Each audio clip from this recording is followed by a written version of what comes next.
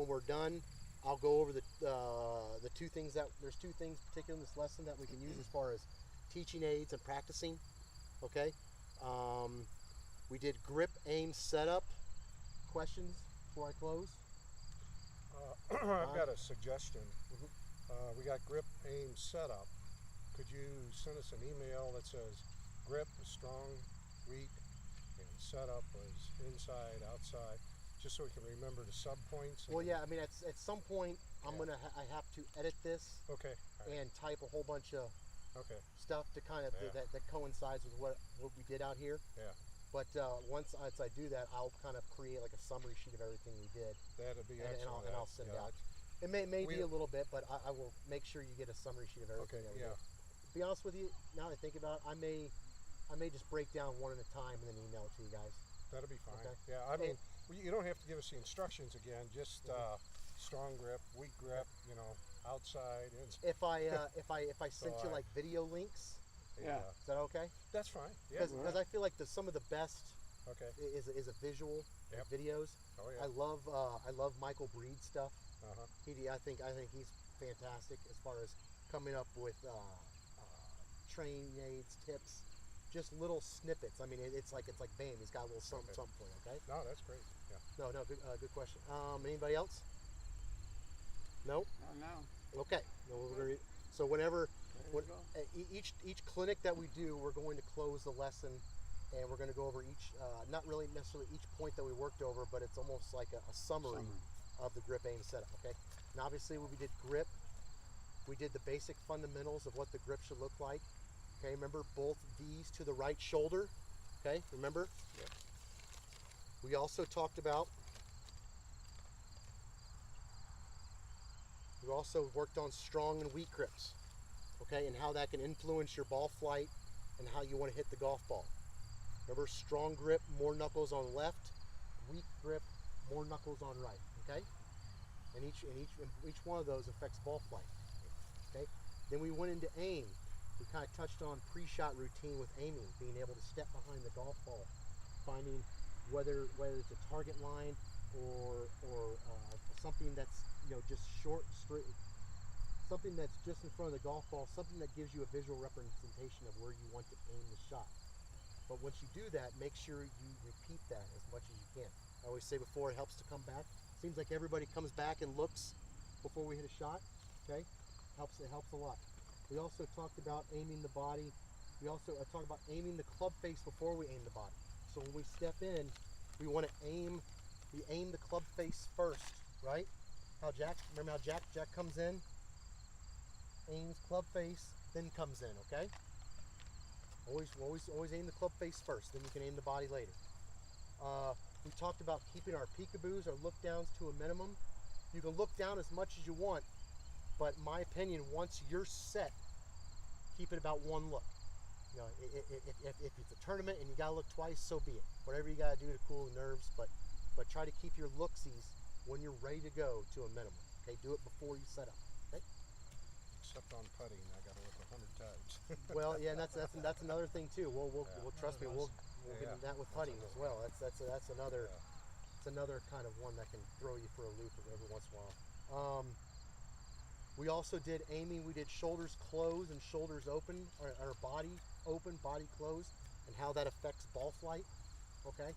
So when our body is aimed open, we're naturally going to swing the club outside to in, which causes a left-to-right ball flight. The opposite is the exact opposite for what happens when we close our body. We swing the club from the inside and the out. Okay. Okay. Then we worked on setup. We worked on weight distribution, trying to favor our lead side. Okay. Trying to get our club to bottom out ahead of the golf ball. Okay. Because if our weight is anywhere from this side, it's probably going to bottom out beforehand. So as long as our weight's forward, we're keeping the club forward. Okay? Nope, don't fall now. Okay. We also worked on spinal tilt and how by moving your hips, my back moves. Okay, we don't go like this. I move my hips and my back moves with it. Okay. Don't move your back. Move this. Your back will go. Everything's connected, right? Okay. And we also worked on the last, we worked on shoulder tilt. Okay, worked on shoulder tilt, come in left hand high, coming in right hand low. Give the proper shoulder tilt with the right shoulder low and the left shoulder high. Now Two- that go kind ahead. of contradicts where you started out. So starting. Yes, I know. Yes, that's for aiming. The other one was just to give you an idea of how the shoulders are supposed to feel impact. Okay. Yeah, that kind of comes Yeah. the shoulder to. feel Yes, pretty those natural. definitely contradict each other because we come in with one hand and we come in with the other hand. But I would not recommend your pre-shot routine coming in like this. For the most part, the spinal tilt comes natural. It's just more of an exaggeration to actually literally feel like your shoulders are moving. Because sometimes we take it for granted, we don't realize it. Just kind of go up there and aim ourselves and go for it.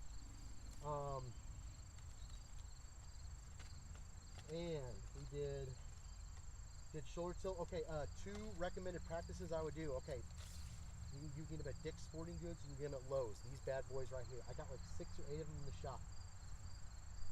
Every time I practice, I hit a bucket of balls. I hit a bucket of balls and I put this bad boy on the ground. Every time. Because remember you were saying before, Jerry, we can't take us to the golf course. But I tell you what, if I practice enough with this thing on here, it's gonna be cemented in my brain, and it's gonna go with me wherever I go on the golf course. It may not be there, but it's up here, right? Okay. So the more you do that, I Don? watched a kid from, I think it was Mizzou, was on the golf team, and he put 2 of them down, but he only had them about that far apart.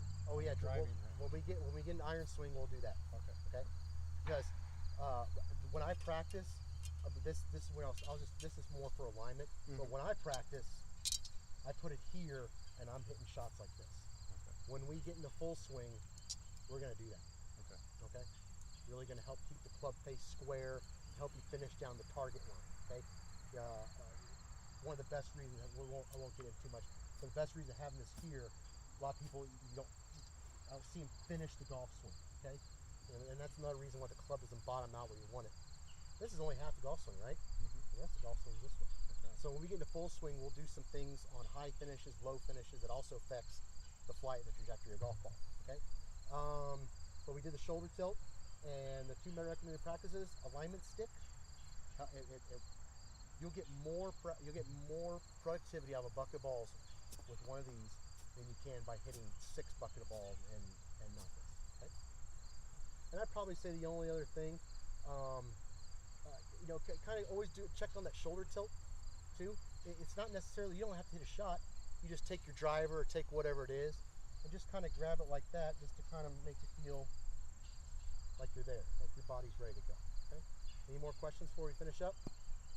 Looks good to me. Okay. Oh, Thank you good. guys. Yeah, thank you very My much. pleasure. Yeah. As far as we know it right now, we're still going to do this again next Thursday. Okay. Same time, Same place?